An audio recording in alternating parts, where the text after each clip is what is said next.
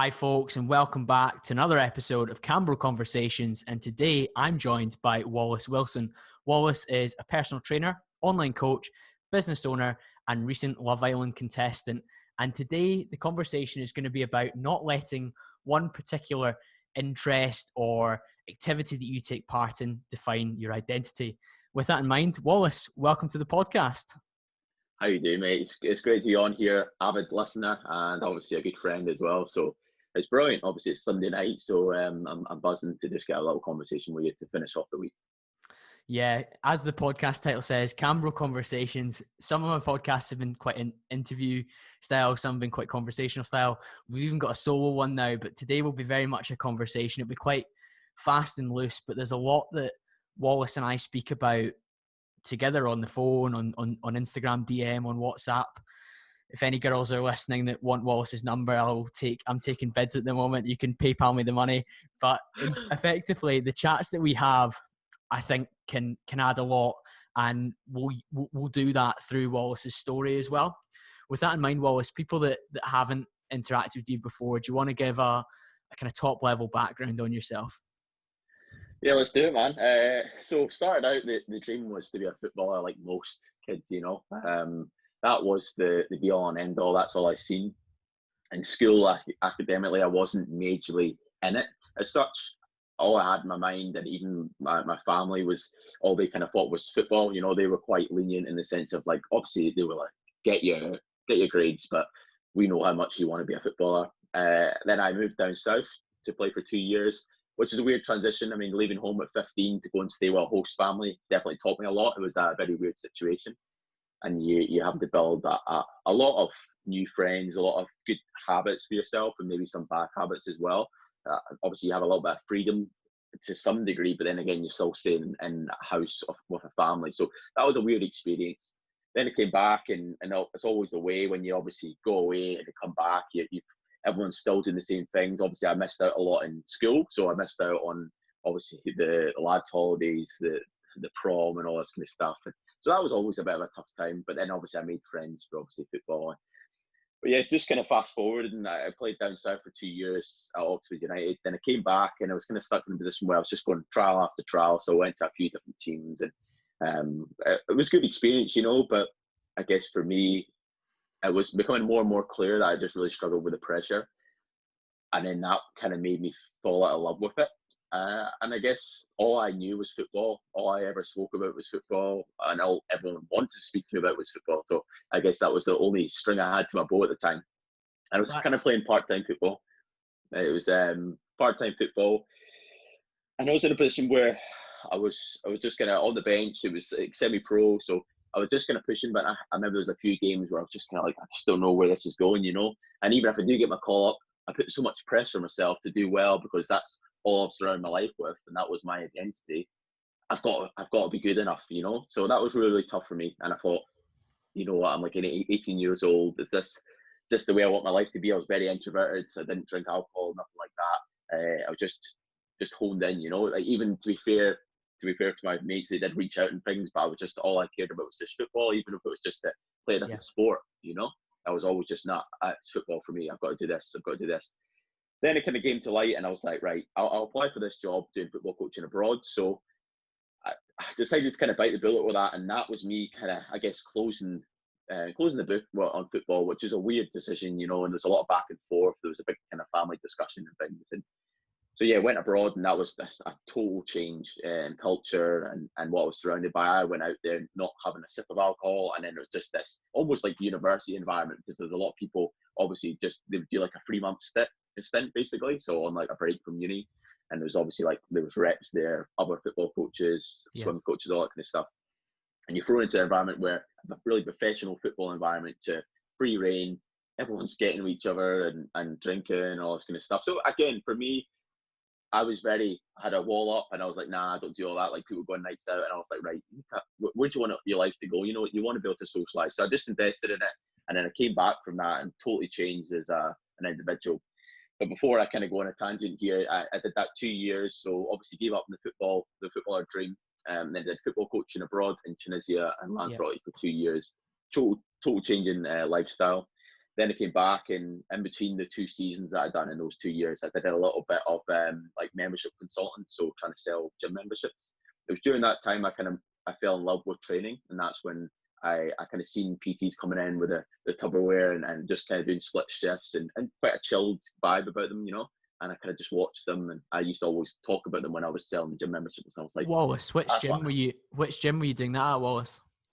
that was Virgin Active. So it's Nuffield now. So In Mulgai. Mulgai. Yeah. Yeah, I know that's the one. I know you used to train there a little bit. So yeah, it was kind of a position of like, right, I always, like with football coaching, I was really good at selling that because it was me that was doing it. So I believed in myself. It's much easier to sell something where you're the one doing it. But with the gym membership, I was like, I'm really struggling to sell this because I can't do much action to get involved in it. You know, it's just like, this is it here. I can kind of glamorize it how I want to glamorize it and try and give you different pictures and stuff, but it just wasn't there. And I almost remember saying to someone before, I can't remember who, they were just like the sales manager. I said, if I was selling me as a product, I would be absolutely flying with this. I was like, I just struggle. Then I went back abroad. But yeah, I kind of got to the point when I was working abroad, and again, it was the same thing of like, I felt it was a bit of a ceiling. I was like, the only way I can get higher in that job is if I was becoming a team leader.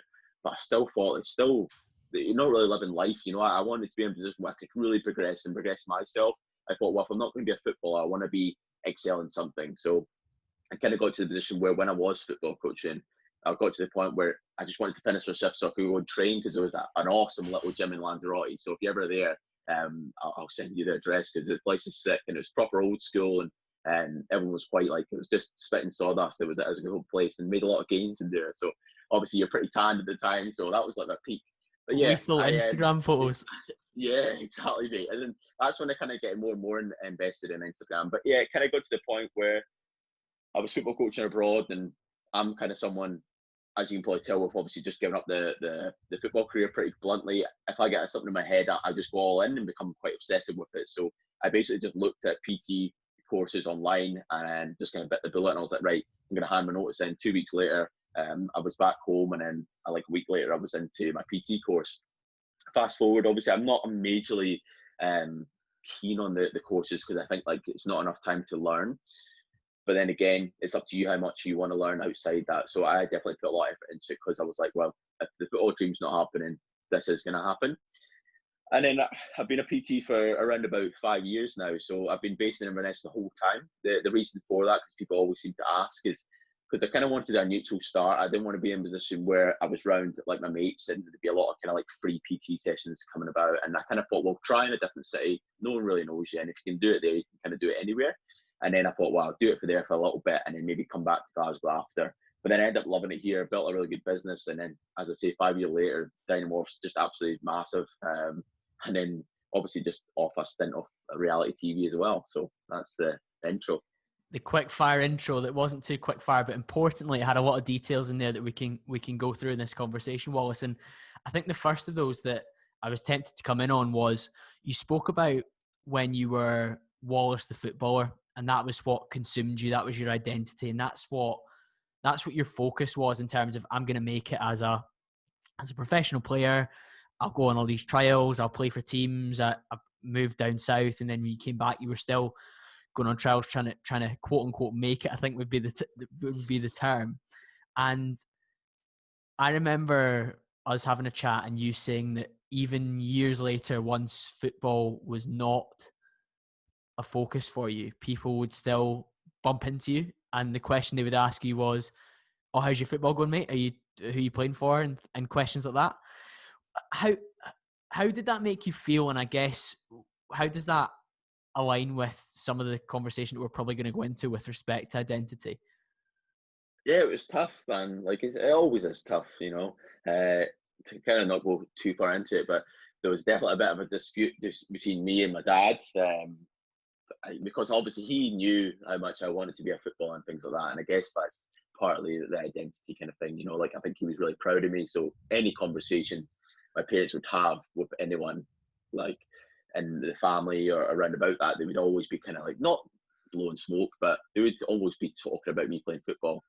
So then when I didn't see a family member for a long period of time, because it built up so much and that's all they knew and that's all we spoke about, it got to the point where they've got a house football going. It did make me feel a little bit. I was like, there's more to me than that. Like, and that's why I noticed like people used to always ask. But again, I think a lot of that's kind of like people almost struggle socially as well. So they just like it's just one key point. It'd be the same with you, like, oh, how's the fitness going? You know, like rather than just asking how are you.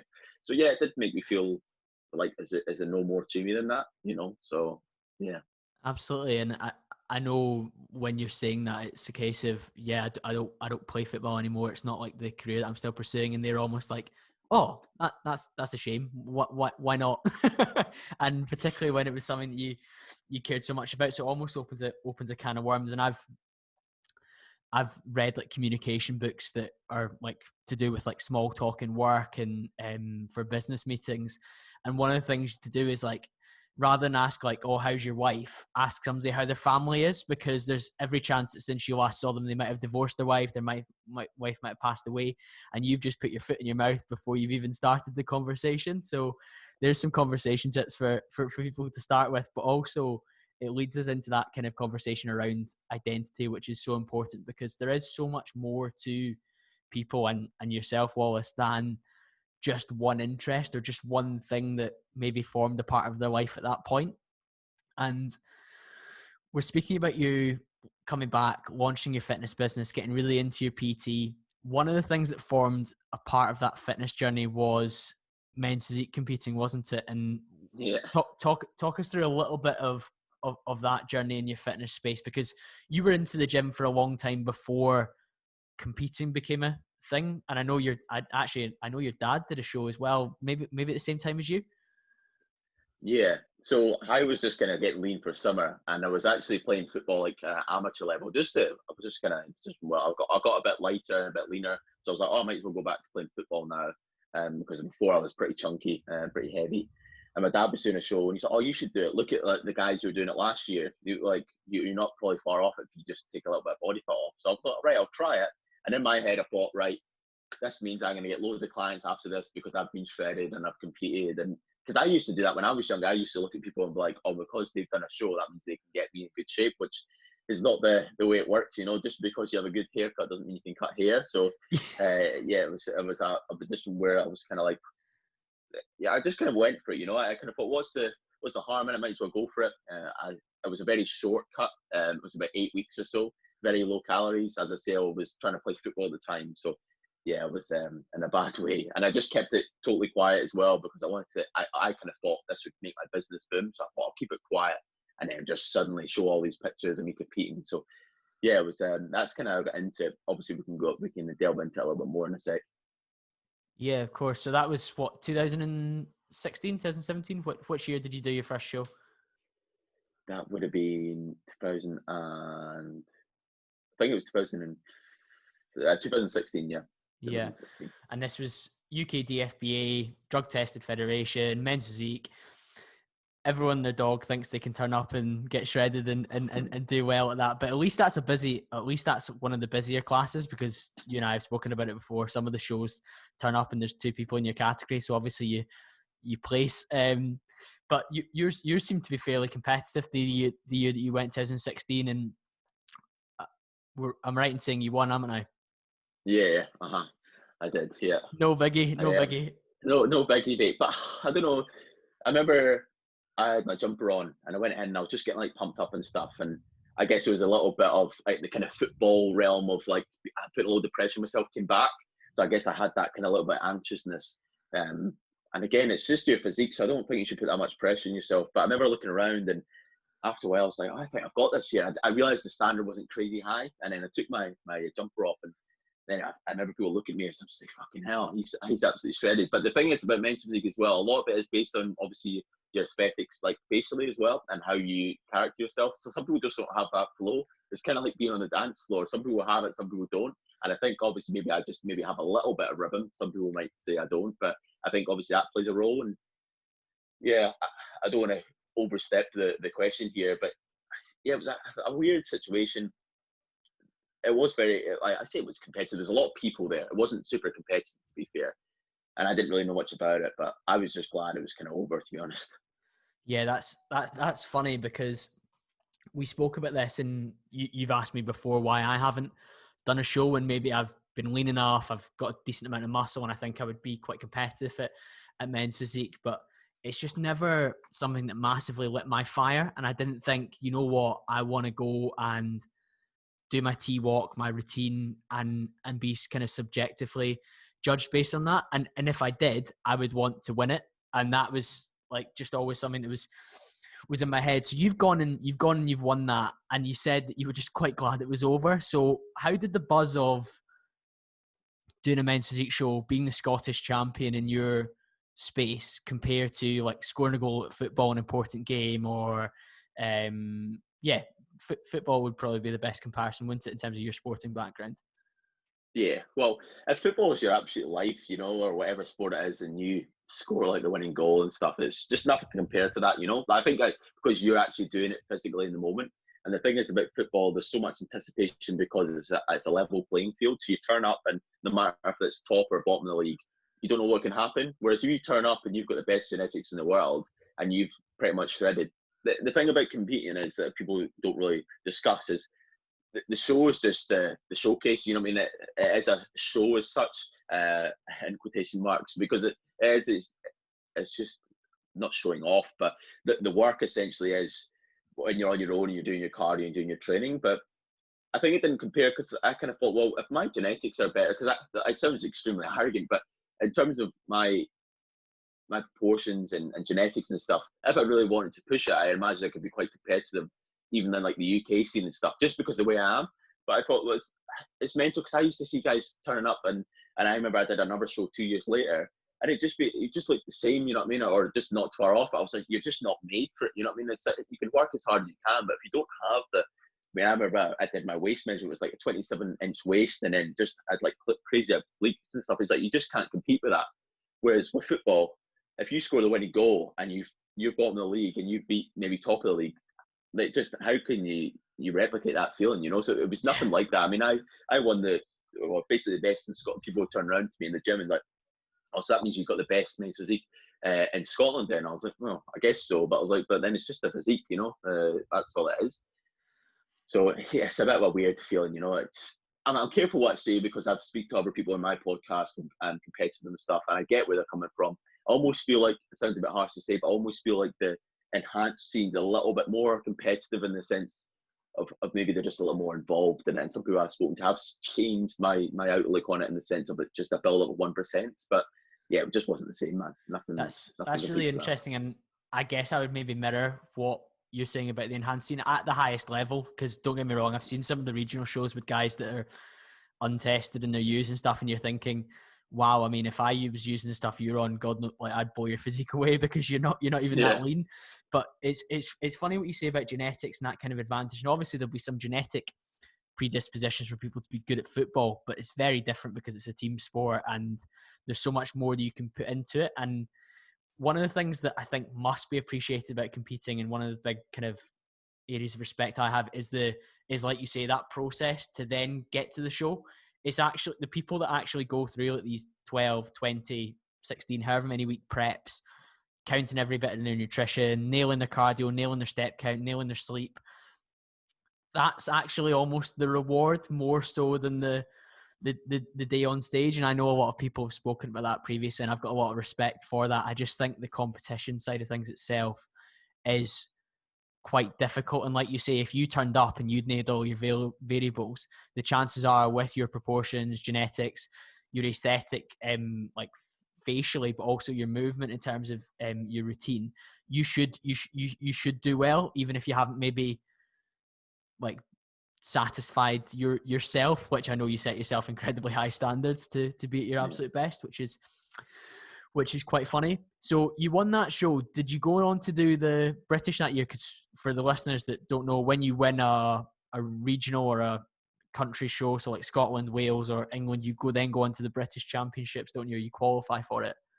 Yeah, I just want to kind of bring it back to what you're saying as well in terms of genetics and things like that, because it's so true. I mean, if we're talking like men's physique here, and I guess that's what a lot of people listening in will relate to, because it's that kind of scene of what most people want to have. Look at like German Dia, for example. No one could beat him. The only way someone beat him was because he fucked up his peak as such, and he ended up just really watery.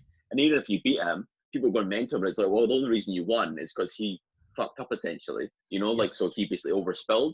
And then what's that for like a win? You know what I mean? You're only, because you can't beat that. Like, that is like basically the main physique judges says that's what you need to look like to win a show. It's like, well, and yourself, you've indirectly said he's going to win it every year then. So, you know what I mean? And I remember they used to put reviews on the UK DFBA, and they used to say, that's the look, that's the men's physique look. It's like, well, everyone else is like, well, how the fuck am I supposed to beat that? Because that's his look, you know, that's his genetics. But anyway, moving on from that, I just thought we kind of cover that there because it's interesting. But yeah, I went on to the UK one, and that's when I went for the phase of there's not much skill in this at all. I'm absolutely dead here.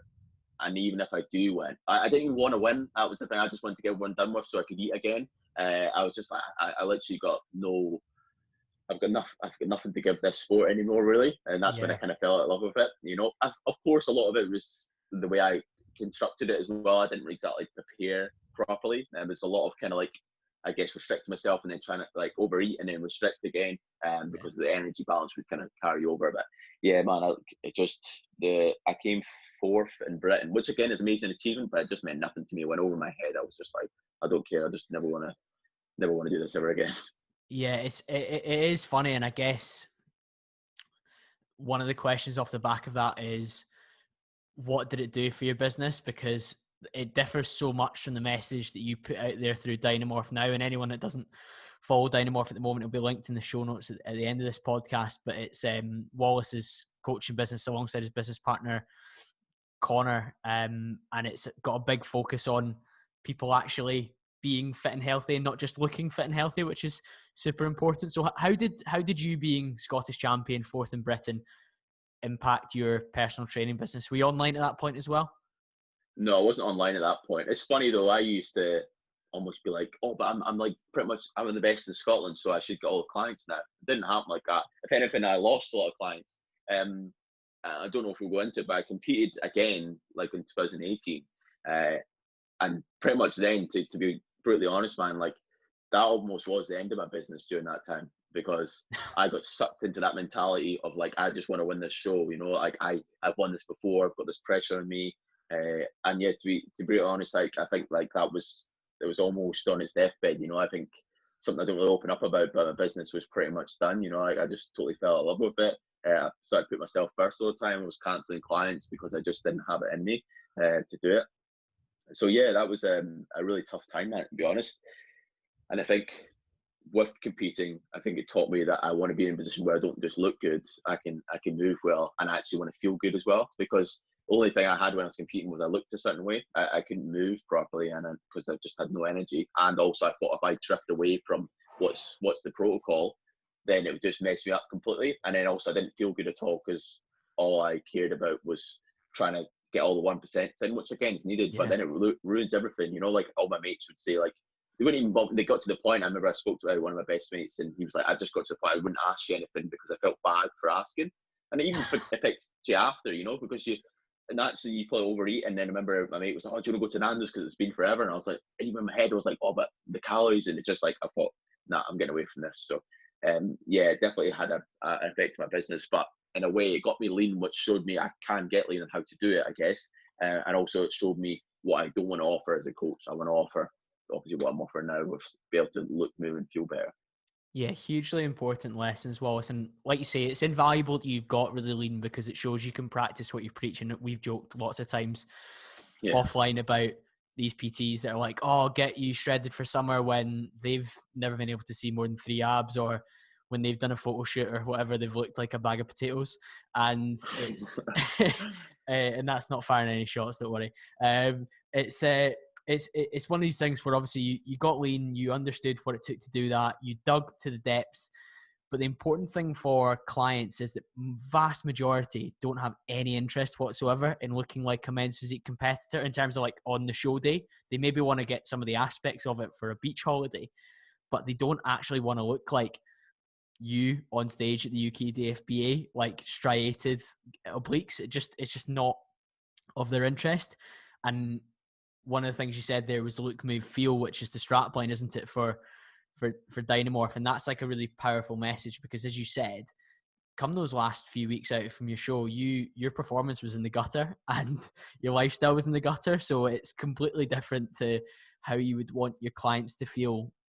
You want them to be obviously lean and look great, and people have different set points in terms of how they function. Like, I'm quite fortunate where even at my leanest, I've fairly been able to function fairly well. But I know that if I pushed that a little bit further, maybe to do a show, that was when the adverse side effects would really start, and I would be maybe a lot more grumpy. I wouldn't be able to function as well in work. I'd maybe be even more food focused with regards to like eating disorders and whatnot, which is not a laughing matter when you consider what some people go through after these shows where they put on like 10 kilos in 2 weeks and all that kind of stuff. It's just it's just really, really challenging. You spoke about the kind of principles behind Dynamorph. Do we want to discuss that a little bit just now, Wallace? And man, what that actually means compared to training somebody for a men's physique show? Because I don't imagine you train many competitors. You train general population to look better. Yeah, it's interesting because when Dynamorph first started, that was the movement as such. It was just purely just body composition, and it was just like trying to get lads lean and girls lean. Whereas now it's nice because I have a different balance. It's almost like we have clients in different categories of the look, move, feel aspect. So some people just come to us like, right, obviously I'm not really too fussed about being like functional as such. All I want to focus on is just feeling good in myself. So making changes in terms of my habits and my lifestyle. And I just want to get a bit leaner. That's really all I want to do. And they'll be on like a kind of push-pull leg split, and that's fine for them. And then you get other people who may be in the position where I'm not actually too fussed about the way I look. I just want to be in a position where I can hold my own in any situation in the gym and I feel good, you know? So that's where the aspect always come from. We want, some people might say it's spinning too many plates, but I think it's kind of like a triangle. They all help each other. So if you look a little bit leaner, you feel more confident in different situations. Going into an interview, you feel just a little bit better with that shirt on. And again, you can just move a little bit better. You feel more upbeat. And the thing is, for me, I always say to people, it's like, you want to be in a position, what I think, that you can go into any situation and not feel that you have to be affected by your ego. You can basically be like, right, I can hold my own. I'm not going to be amazing at this, but I'm not like going to be totally in the gutter. And that's something I struggled with before. I remember when I was competing and things, and when you used to ask me to do anything, I'm like, nah, because it would just be an ego, to be honest. Yeah. I just couldn't handle it. It'd be fine if I was like, oh yeah, let's hop on stage then. You know what I mean? Because that's fine, because that's what my expertise. But now I'm just where if I get asked to do a challenge or whatever, I'm like, yeah, let's do it, you know, like, which is so nice for me. I love being able to go into a gym and no matter what anyone's doing, I'm like, right, I can kick it with them if I wanted to, or if someone doing something outside, I can go and train with them. And I just love that, you know, and no matter what it is. And just little things like for today, example, just cutting about, like going for a nice swim and just having a laugh on the beach, like just throwing the rugby ball about. It's just good to be in that position rather than like just pure rigid and just can't do all that. Obviously, like, people who compete can still do that, but I want to be in a position where no matter the situation, I could handle my own. I felt good in the way I looked, and most importantly, I felt good and mentally. And that's what we try and preach to our clients, and that's what you always hear us kind of talking about, look, move, feel. And some people it might go over their head, but until you feel it, then you're like, oh, okay, I get what they're talking about now. Yeah, I really like the concept, and I totally agree it's a triangle, because more often than not, when you move better and feel better, you end up looking better, and vice versa for the other corners of the triangle. And ultimately, everyone has, I've heard this in other podcasts before, everyone's got a bodybuilding goal. They would quite like to look a bit leaner, have a little bit more muscle. It's just sometimes they have to do other things to uncover it, rather than necessarily being push-pull legs, tracking macros, doing an hour in the Stairmaster. Like it's there's more than one way to skin a cat, as they say.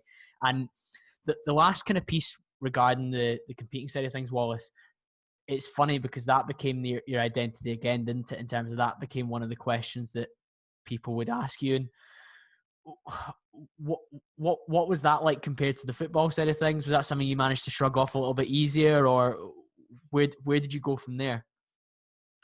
It's a tough one, because what happens is when you're in the competing scene, you naturally speak to other people who are in the competing scene because you want to know what you're going through is normal, and then they start becoming closer and closer with them. And then what happens is after it, you almost feel a little bit guilty if you're shifting away from that kind of scene, you know. So you'll be obviously associating yourself with other competitors, stuff like that. And I remember I was transitioning into this kind of whole look, move, feel aspect.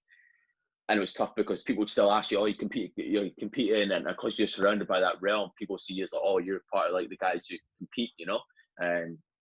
and it's almost like people feel obliged to have a conversation with you because they compete, so they want to like almost confining you a little bit, like, oh yeah, you doing any shows this year? And I'm like, mate, I've not done a show for like 2 years, man. Yeah. Oh, would you ever do it again? It's like, I don't know, it's like comes back to something that you obviously spoke about with Chris in your podcast of like putting you in a box. People like to just categorize you and be like, right, you're a footballer, or you compete, So yeah, it was a bit easier to shrug off, but in some ways it wasn't as well, because I wasn't that proud of it, whereas football was kind of proud of, I was kind of like, but then it was different, like, because the identity with football was almost a little bit of regret sometimes. So people brought it up, and because that's all they knew me of, I was like, oh, I'm not good enough because I don't do that anymore.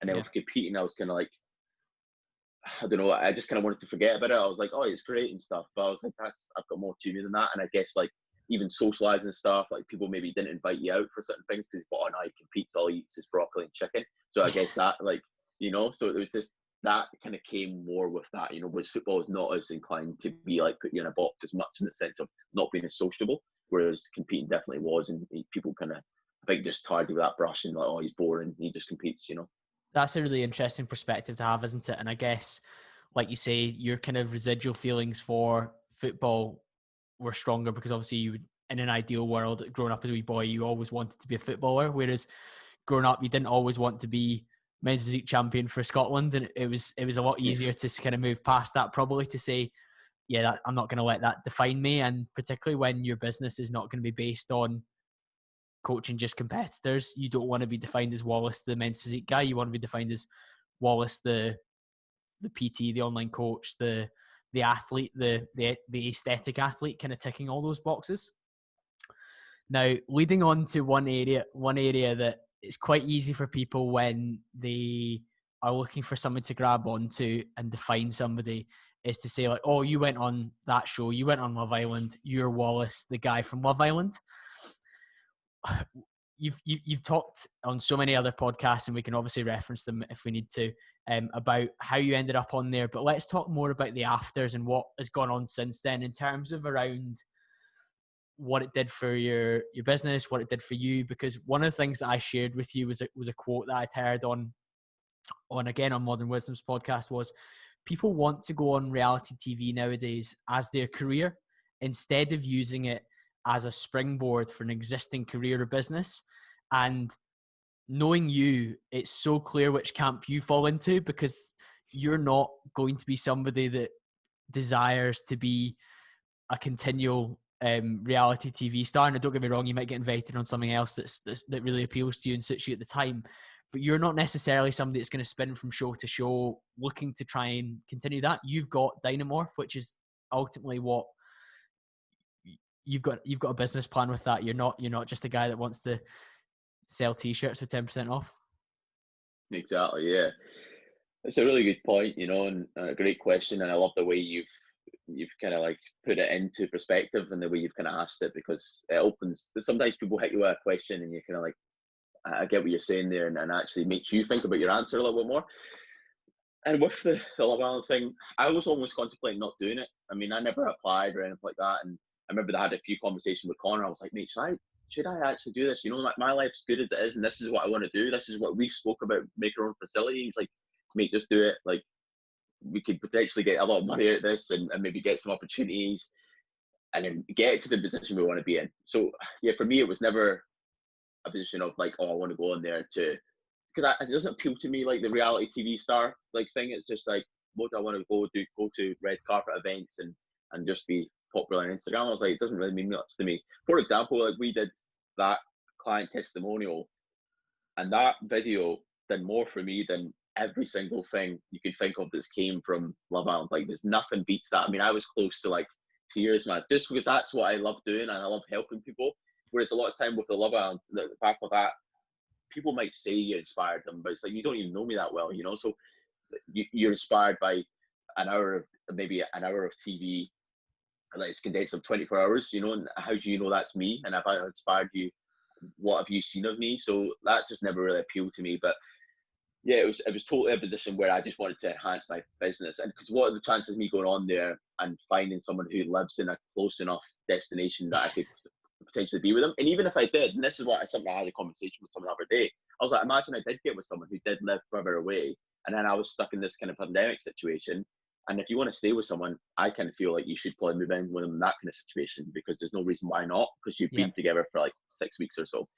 So that would have just fucked me up totally. I would have been struggling to do like obviously my workouts and with obviously clients and stuff like that. And that's the thing I wanted to get. And it's funny because I was pretty bored in there. I don't know how much we're going to go into it, but I was bored shitless, to be honest. Like usually if because it's kind of like a holiday, I would chuck a podcast in. I know I probably sound boring here, but I like to chuck a podcast in, go for a nice walk in the morning, all this kind of stuff. And I'll have a drink at night and enjoy myself. But yeah, I was just kind of sitting there. I was like, these conversations do nothing for me. Like there's nothing going on here. And any conversation I did have that had any meaning behind it, it wouldn't be shown in the show. It'd be shown in the kind of behind the scenes kind of bit they would do on a Saturday, and people are like, that's the best bit, because you're actually having conversations. I remember I was just talking about loads of different stuff. But yeah, all I ended up just talking about was my brand as such in the business. And just I remember some of the conversations I used to have with people, and I was just like, nah, this is not for me. And I remember actually I was having one of the first dates, and I was kind of, I think it's just this terrible idea. I don't know what I've done. And obviously it's great to have a platform, but what you notice about the Love Island platform is no one kind of buys into you for the fitness aspect, or even your physique to a certain degree. It just doesn't stick, Obviously now what will happen is if I put like a fitness post up, it just goes way over people's heads, They just don't care about it. It's very interesting, and I'm sure we'll kind of elaborate on it, but it's a weird experience, man. I think as well, because I didn't get experience what it could have potentially be like with a lot of PA events and stuff. But in a way, I'm kind of glad because I got back to my roots and back into my business. Sounds good, Wallace. And I think that's a testament to who you are as a person in terms of your moral compass as well. In terms of, we've touched on social media there. First of all, your account absolutely went nuts in terms of number of followers, engagement. And a lot of that would have been because you came across a nice guy. I know you weren't on the show for days and days and days and weeks and weeks and weeks. And that's probably because you were far too normal for them. And you don't have to answer that because some of your Love Islanders might listen to this. In terms of social media, then it went tonto, and that's the only word for it. And it's since calmed down, and I know you've spoken about with some of the other guys in our network about kind of adjusting to that. But what were kind of the different things that you needed to consider coming off the back of it with regards to things like paid posts, advertisements, promoting different brands, how you behaved on social media as well, and what persona you put out there as your new personal brand now? Because your personal account was the big one that grew. Obviously Dynamorph grew, but Wallace Wilson grew too. Yeah, it was tough because automatically you're put in this position where you're already kind of anxious about what you post before you even go in the villa, because they basically do the biggest background check you've ever seen in your life. Like, it's mental. Like, some of the stuff they were finding, I was like, how have you found that? Like, I can't even think of that, like what you've just thought of. Or like little things like I post would just look a certain way, or you maybe be like promoting something. Like, I remember there was one of me like just standing on a balcony, potentially like a DJ said, you're like, oh, you're too close to the ledge there, and you almost, or like I was jumping off cliffs, and they're like, oh, it looks like you shouldn't be promoting that, so I had to delete everything. So already in your mindset, you're like, you come out and you're like if they've kind of drilled into you all these little aspects, like newspapers are looking out for, I can't post anything, and you've got to be so careful. And then you kind of get your phone back, and then you see all these messages coming in. I remember obviously I put on my story, oh, hi guys, I'm back on and it was just mental. It was just absolutely crazy. And going from just a normal guy walking around the airport and Gatwick, and then the other end coming back and have to have a cap on because the show was like a day behind, and people coming up to you just going crazy. It's just, but as you see, I think my following did grow, and almost like I think people are a bit upset by it. I seen some guy who was like, oh, how's Wallace got that many followers? He was only on there for a day or whatever. But I think the reason why I got a good following is because I was smart, because I know how to work social media. So I was just posting like mad. So I knew how to work the algorithm compared to other people, because I essentially didn't want to grow my following, And also as well, people could resonate with me because I quote unquote seemed normal, or some people said boring. But again, that's just naive people who just want to put you in a box again. Yeah. So it was weird to deal with. And yeah, I'm a bit cautious of stuff I post sometimes, because I'm wary of the backlash of it and how people can take it. You just never really know. I think I posted something the other day, and my account was like blocked from liking stuff because it was something I posted. So someone must have reported something I put up, and they must have thought, like I didn't know what it was. It was something like it was actually a repost of someone else's story or something like that. It was just something crazy like that, you know. And some people just want to pull you down. But moving on from that, and that kind of a little bit anxiousness about what you post, and as I say, a lot of that was to do with the process before. With regards to paid posts and stuff, we didn't get taught anything, so I didn't really know. But the main thing for me that I always said to myself, and the people who I liked, who had maybe have a bigger following, and what they kind of preached as well, and the reason why I resonate with them is because they only promoted things they believed in and they wore, and I was like, right, not that I want to be like them, but that's how I want to carry myself because that resonates with me. So I want to do that with younger guys and girls, you know. So anything that I got approached with, I was like, to be honest, mate, like it's good money, but I can't promote that because you'll come across straight away that I don't believe in what I'm saying, and also as well, people just see light through it because like that doesn't suit you or that doesn't. Well, obviously, it's subjective, but you know what you like to wear, you know, and you know what kind of style suits you. So yeah, I kind of stuck with only a few brands which I wore before, but I was very naive in the sense of how much you can get paid for a post. And now I speak to people who have got like maybe not even like a tenth of the amount of followers I have, and they're telling me how much money they make on a post. Yeah. But like that. And I was just doing post after post after post. And I remember it was actually Oliver Anwar, who said to me, "Oh, you must be doing well with these paid posts." And I was like, "What paid posts?" And he was like, "You're not." And then he said it quite nicely. He was like, "To be honest, man, you're just too nice. Like you're not ruthless enough." And I was like, "I know." And he was saying to me, and then I remember he's got a good mate who works with like insights and stuff for Instagram, and he kind of told me the prices I could be charging. I was just like, Jesus. And then I remember I spoke to the companies, and they, after that, they were just like, which is again, I guess, didn't hurt my feelings, but I was like, "Oh, do you want to set up some paid posts?" And they were like, "Oh, we're not doing them at the moment." But if I said that at the start, before I posted about them and gave them what they wanted, they maybe would have been. So again, I think no matter how much you like a brand, you got to remember what you're there for. They're just there for a lot of the time your followers, unless you get really, really niche with it and if you want to invest into you as a personality. Yeah, of course. That makes a lot of sense, Wallace. And ultimately, I know you were posting a particular clothing brand a lot during that period, and yeah, Ro said to you like, "Oh, what's going on, or how much are you coining in off each post?" But I guess you were just happy to obviously be sent the stuff, but also to be promoting something that you have worn a lot over the years, and you didn't want to be one of those guys that jumped on there and had a brand new t-shirt that you'd never worn before. Because I've seen screenshots before of when, I don't know who it was, somebody from Geordie Shore or something post a t-shirt, and then the next day it's on their Depop, and you're just thinking, you guys are just charlatans. Like, no, like, and brands aren't going to get anything from that because those people, like, their followers will see right through that. And I know one of the things we've spoken about is the fact that you're following now on your personal page just based on Love Island people is actually not going up anymore. It's coming down sometimes because they're not, they weren't invested in the actual journey. But even if that number comes down a little bit more still, the people that are staying have come for a reason, and they're going to stay for the right reasons. So regardless of what happens, I think you can view the kind of boost to your personal brand as a positive, because you've never once had to be somebody you weren't with respect to, like, to in order to get those followers, I guess. Whereas if you'd gone on there and kind of created a false persona, or then afterwards come on Instagram and created some sort of persona of Wallace Wilson, the Love Island guy, you would be uncomfortable. You'd be exhausted trying to keep it up, because who are you if you can't be yourself online? And again, I've put posts up recently where I've said I've met up with people in the fitness space before and been shocked, not just by how they look, but in terms of how they conduct themselves versus their Instagram. And that wasn't, and I definitely didn't say anyone's names, but it was really, really surprising for me, like, how they were. And I was like, goodness me, like, how can you chat to your phone the way you do, and then in person not be able to look me in the face, or like maybe say things that I definitely think you would not be like even hinting at on your stories or your posts. But I think you can definitely hold your head up high and be pleased with that. How have you kind of found adjusting to that new base level then of engagement? I know you spoke about kind of feeling a bit deflated sometimes when the numbers weren't doing what they were, and the kind of dopamine hit had come down a little bit, which is, it's pretty natural, isn't it, to feel that way?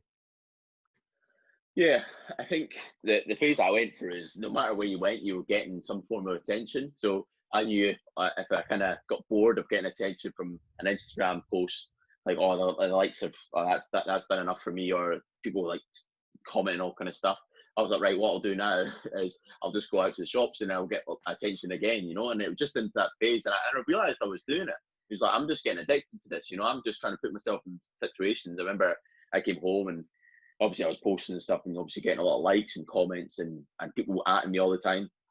And then I'll go to the shops, and because I've not been back, and obviously based in Nairn, which is such a small place, like no one's really done much from here. There's only been a few, and obviously from people kind of knowing me, and then just see me walk around Sainsbury's or whatever, and then to come back, it was just crazy. So again, it feels good when people like come up to you, oh, can I get a photo, things like that, and kind of give you that gratification that you're a nice guy or whatever. And I kind of thought, I was like, I shouldn't need that, you know, like I can just do my own thing. But yeah, I definitely got into a bit of a trap. And the problem is when that is there and you don't remember that it's going to slowly drop down because they're not engaged with you for something you've built over time. They're just that, I think anything that comes very quickly just doesn't last. So yeah, I always use the analogy of just, it's just been given to you. And again, it's really hard to deal with because you've not been taught it. You've not been able to, well, I guess it's like progressive overload, isn't it? And forcing adaptation. When you see your business growing or something like bangs on Instagram, you kind of get used to that, and it's slow. And then obviously as you build up, it'll get bigger and bigger, and people invest in the journey with you. But then when it's just given to you, it's like, oh, and then it's really weird to deal with. And the problem is then you get a really high baseline. So then if you don't get that all the time, it's almost like you need a bigger hit, you know? Like I remember I was like, you'd get stopped in the street a few times. But then if you went to a nightclub, it would just be fucking nuts because obviously people have had alcohol and they're just like, I remember I went out with my mates and inhibitions are just gone, aren't they?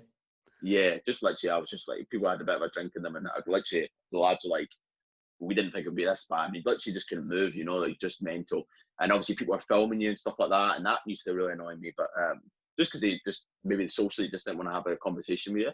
But yeah, that was weird. And then obviously now it's kind of dropped, so it went all the way up to, that's just how much I paid attention to it. It went all the way up to 174,000, and then now it's dropped down to 171.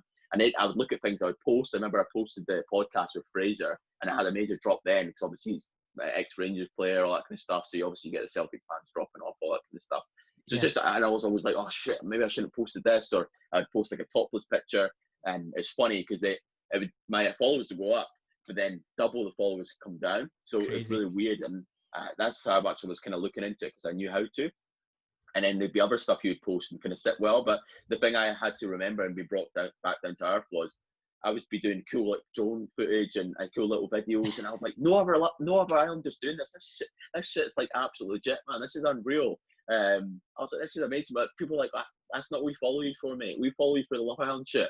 We don't care about that, you know. So that was hard for me, you know. I would see things just not bang, and then I would put a video up of me like tackling like bean bags, and it would go mental, you know. So you have to remember a lot of the time where that kind of baseline comes from. But now, as you kind of rightly said, and actually it was a really valuable conversation with me, for me that obviously you had, and I remember it was in like a Friday morning or something, and I kind of just spoke to you because obviously you've got a decent following as well, and you can, I guess, give me a little bit of clarity in the sense of it's a good thing that you're kind of filtering out the followers who maybe just don't follow you for you, they follow you because you were on it, you know, and that made the difference. And I think that comes back to who you surround yourself with is really, really important.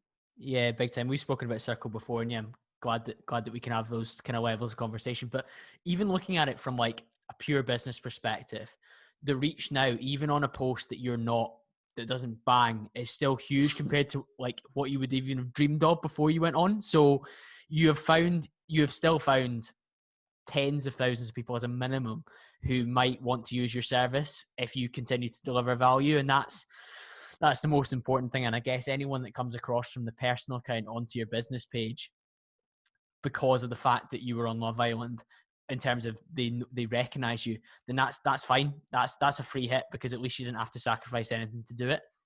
And the kind of last area I wanted to touch on, and it links into the theme that's gone throughout the podcast, is just kind of breaking that assumption or stereotype about people that go on to these reality TV shows, but also breaking that kind of stereotype of Wallace the footballer, Wallace the competitor, Wallace the reality TV star, because it's so easy, like you say, people want to put you in a box, people want to open up with, oh, like, how's your competing going, or what show are you doing this year, or what was being on Love Island like? And for all that's an interesting conversation on some level, it's not necessarily the only thing that you want to speak about. You just have to look at your Instagram now to to see that. And like you say, some people are dropping off because of that, but they're welcome to to leave anytime if that's all they're there for. 100%. How would you say you break some of the stereotypes in terms of your own interests? Because one of the things we speak about quite a lot is self-development, and you're quite an articulate guy as well. You've got your own podcast, you've got a genuine business plan in place. What are some of the things that you do which make you feel comfortable that you're not Wallace that's defined by one interest? I think from the moment I went in there, I think I was different to anyone that's been on there. I don't watch it enough to know, but I've never seen a PT who's went in there who has a really good business. And I don't mean that in a bad way, but I've never seen a PT go in there who is really followed for the way they carry themselves in terms of lifestyle and habits, not just the physique they have. All the PTs I've had, even like the introductions and stuff, except for maybe Adam Collard. And Adam's a cool guy. I won't go too into it, and he knows what he's doing. He's obviously just enjoyed the lockdown time, and then now he's back on business. But moving on from that, apart from him, there's probably not been one PT in there who's not been the stereotypical PT of basically they're just in it to try and graft clients and stuff. I could be wrong, but I just didn't really see that. So I think from the moment going in, I kind of felt a little bit different. I felt like my business was different to theirs. I guess the times have changed a lot, as we know, the amount of media people put out and like kind of posts people put out on social media as well, on the kind of business page and things like that's totally changed. So I had that behind me, and I definitely thought I was different. I think I cared a lot about people's feelings, and I actually went kind of above and beyond for them, rather than just one session a week. Right, see you later. You get the Word, like a Microsoft Word nutrition plan and training program. Not any systems in place, not any check-ins and stuff. I don't think there's anyone like that. So I think that's what made me different. And I think that just because I actually cared, like I remember even stupid stuff like they used to make us go to sleep so late, and I was like, how can you expect us to be ourselves like if we're half asleep here? Like, because I obviously knew the ins and outs of sleep, and there was certain things I like doing in the morning, like a little morning routine for myself. So I used to get up and have some breakfast and then go and train and stuff, and they used to always interrupt it. So yeah, I think I was a bit different there, and just the general kind of outlook. And I was always worried we're going back to that of posting stuff like meditation or like using the sleep cycle, like the sleep tracking app, stuff like that. I always used to worry that people might think I'm a bit weird for tracking those kind of variables. But then I thought, well, that's who I am. If people don't like that, then they're just gonna have to deal with it, or just move along. I think that's where I was definitely different, but I'm sure you'll dissect it well. Yeah, that's it. And I guess that's where you do differ, and you're comfortable in who you are in a lot of ways, because you went ahead and you posted sleep cycle, you posted you jumping in the sea in the morning during lockdown to start your day off, and you're doing your cold showers, aren't you? And all these kind of different things which make you stand out and give you that reassurance that you aren't somebody that can just be defined by, oh, that was the guy that goes on reality TV, because you went on it, like you say, for reasons to grow your business. That's happened, and that's come out of this, which is a huge positive. And I think the conversation that we've had around not being identified by just one of your interests is one that a lot of people will hopefully resonate with.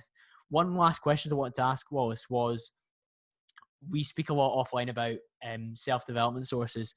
What are the kind of most impactful stuff that you've read or listened to during this lockdown period that you would recommend for people to tune into? Yeah, I think with self-development, I'll try and give a little bit different answer with this. I think you have to be really careful of what you obviously surround yourself with on social media. I think when you're on social media, you have to make sure what you're scrolling through impacts you in a positive way, is what I would say first. Because I think some people say like it's about the books you read and the podcasts you listen to, but the majority of the time people are on social media. So I think from the get-go, I would say surround yourself with people who you want to be surrounded with when you're being true to yourself, not people who you want to idolize and things. So that would be the first thing. But in terms of what's really resonated with me, what's it called? The Chimp Paradox is very, very good. That's a very good book. So just talks about different parts of the brain.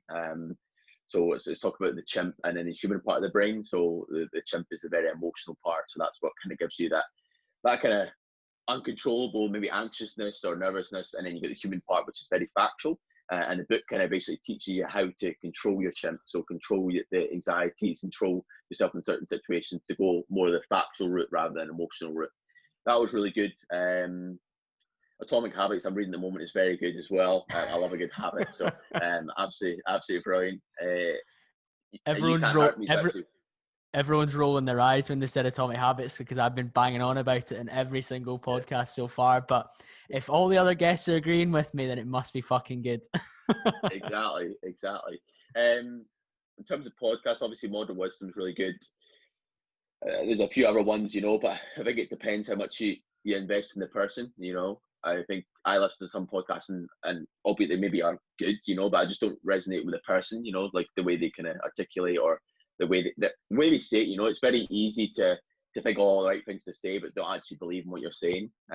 Obviously, your podcast is absolutely brilliant because I think you do that really well. I think you generally believe what you're saying, and also as well, in some ways, you got to respect the fact that you're doing it your own time. It's not a part of it like, right, this is going to enhance my business, because it's not your business as such, That's true. which is, again, it's valuable. Yeah, that's true. But yeah, I think also as well, in terms of self-development, again, I'm trying to give a different answer, but I think going back to the little things as well is really, really important. Like I always say, like, to be able to catch sunrise and sunset, the difference in your mindset is huge. Breaking it down to the basic things, the stuff that money can't buy, is absolutely massive. So get beside the seaside, get a nice scenery on the go, and that's when you'll kind of gather your thoughts best you can, and actually realize that I didn't have to pay for that, and that felt amazing. Like just the little things is really good to scale it back, as I say. And I think the thing with books is I could reel off all the books in the world here, and you're like, right, I'm going to buy all 5 of them. But the problem is you won't truly get what the book is saying, if you don't highlight stuff and almost try and replicate those situations in life. So maybe use what you learned in the book and actually do it. It's all very well reading the Atomic Habits, but then just going back to scrolling through Instagram all day. You got to try and put the habits in place. Also as well, a lot of times books or podcasts or conversations with people don't resonate until you go through that, and then it's like, I get it now. Like I read that, but I thought I got it, but I didn't get it. And it's like, right, I've just went through that situation that the book wrote about, but I didn't get it at the time. And then That's now I such a get good it. point, Wallace. Such a good point. And sometimes reading the right source, and Bryce in episode 12 was saying this as well, sometimes reading the right source at the right time of your life can be huge because it reinforces where you want to go. And when you're talking about Atomic Habits and things like your kind of nature walk in the morning, going towards the seaside, and I've got my walk into nature in the morning before I start work as well. Sometimes you just need that reinforced by the self-development source. So I've actually reread Atomic Habits during this period because I just wanted to be told that the habits that I'm enforcing and the kind of little 1% that I'm doing are moving me in the right direction. But I knew they were, but sometimes you just need that little bit of a push. And like, if you're reading the Chimp Paradox at the moment, or you've read it recently, and you've been trying to be more factual and more controlled in your thinking, it's just what you needed to hear. You needed to hear it. Obviously, you don't want to get kind of told that you're doing the right thing when it's not correct. So you're reading the wrong sources, or you've got people on social media saying, "Don't worry, gal, you go to bed at 2:00 in the morning. You get up at midday and drink and binge watch your way through Netflix." That's what the wrong sources to follow.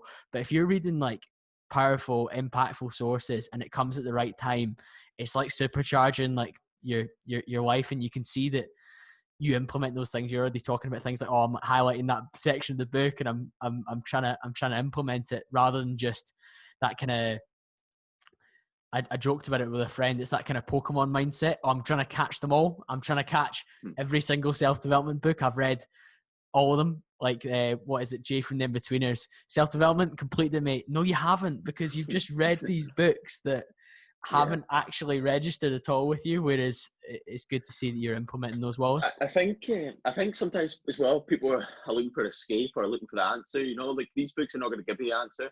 They're going to highlight certain things in your life that are going to help you, but no one can help you apart from yourself. Like, then what someone always saying, and obviously in David Goggins' book, You Can't Hurt Me, and the accountability mirror is so true. No matter what the situation is, you can look yourself in the mirror and maybe you're telling yourself, no, I'm doing all right. In the back, there's a little voice in the back of your head telling you, let's be honest here, you're not doing the right thing. And also as well, just while we're on this, and something I kind of want to talk about is, people almost think something's going on with your life if you start going for walks in the morning or you start reading books. People are like, oh, he's obviously like a bit depressed or something, or he's not in a good headspace at the moment. Because that's what people who aren't in a good headspace almost rely on. It's like, what got you? And I don't want to go too far into it, but probably what got you in that headspace was the habits you were doing before, and then just by suddenly changing it isn't going to help it. Like trying to, like, for example, someone's just got really, really off habits of maybe staying up too late, and maybe the quality of food. If you keep doing them, but then think as reading a book or is going to make the difference, it's not. It's more doing the opposite of what you're doing at the moment. And once you get them right, then you can bring something in like a self-development book or a podcast, you know? Yeah, that's so true. Servicing those basic needs as a foundation, and then obviously the building blocks can be those self-development books which help you Yeah. progress Like the towards, glue, you know? yeah, exactly, building this house. Yeah, I think that's as good a note as any to wrap up on, Wallace. In terms of where people can find you then, where's the best place for them to go? So we've obviously got my Instagram, my personal, which is Wallace Wilson. It's just _ because I had someone copy my account, so I had to like change all the username and things. Then I've got Dynamorph Fitness, so that's just Dynamorph Fitness on Instagram, and then obviously we've got our website and stuff, which is just www.dynamorphfitness.com, and that's us. I'll link that in the show notes below, Wallace. I'll link the Dynamorph podcast as well, discussions with Dynamorph. Good man. If you guys are still with us, please bang up a screenshot in your Instagram story, tag Wallace, tag myself, tag the Dynamorph page. Let us know what you think. Share it with a friend who needs to hear this. And I will speak to you all again very, very soon.